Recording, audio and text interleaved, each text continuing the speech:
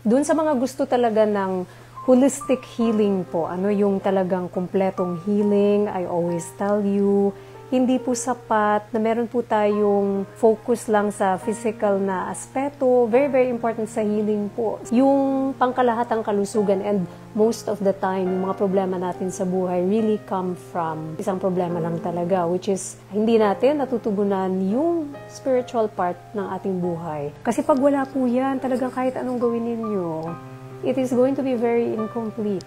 Kahit tabunan nyo pa yan ng physical wellness, nag-gym kayo, lakas-lakas ninyo, ang ganda ng katawan nyo dahil sa paglo-low carb. Pero pag ang loob ninyo ay hindi maayos, yung loob ninyo ay hindi kompleto, walang kapayapaan dyan, wala kayong peace of mind, wala kayong meaning and purpose sa buhay ninyo, hindi po siya enough.